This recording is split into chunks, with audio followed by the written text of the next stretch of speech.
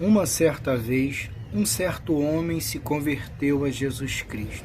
E um dia, eu me deparei com alguém que conhecia esse homem, conhecia a vida dele, conhecia o antes e o depois dele, conhecia ele servindo a Deus e conheceu também quando ele era ímpio. Olha que interessante. Eu cheguei próximo dessa pessoa que conhecia esse homem que se converteu a Cristo. E a conversa dele comigo era essa. Ele disse assim: você sabia que fulano de tal, depois que aceitou Jesus, ele começou a ficar meio doido, ele começou a ficar meio maluco, ele começou a ficar com a sua mente virada. Eu, como sendo um ímpio, eu não compreendi aquela situação. Até mesmo, por uma certa razão, eu concordei com aquele homem.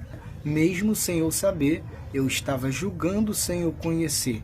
Eu estava julgando sem eu um dia ter servido a Deus e experimentado aquilo que esse homem, que as pessoas estavam dizendo que ele tinha ficado doido, ele já tinha experimentado.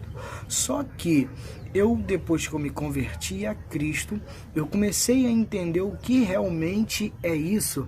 Eu comecei a entender o que se passa dentro do ser humano quando ele se converte pela presença do Espírito Santo, quando ele se converte diante do Senhor. Realmente, ele começa a ficar um pouquinho doido. Doido pelo quê? Doido para falar de Jesus, que ele salva, que ele liberta, que ele convence, que ele ajuda o ser humano. O ser humano natural, o ser humano antes de vir até a Cristo, ele não entende essas coisas. Só que depois que ele vem perante a presença de Deus, ele começa a desejar que as pessoas venham se chegar para perto dele também. Ele vem desejar para que as pessoas venham se converter dos seus maus caminhos também. Aí é por isso que tem gente que não entende que depois que você se converteu a Cristo, você só quer falar sobre ele. Depois que você se converteu a Cristo, você só quer falar da graça dele.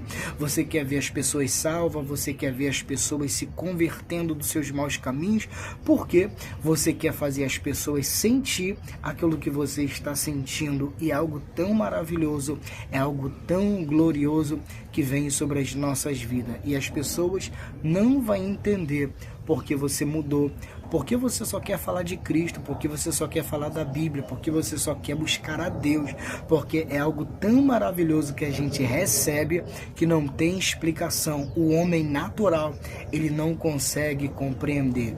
Eu, quando eu era ímpio, eu achava que realmente esse homem ele estava maluco, porque a conversa dele era Cristo, a conversa dele era o céu, a conversa dele era a igreja. Só que depois que eu me converti ao Senhor Jesus Cristo, eu pude entender o que esse homem sentiu.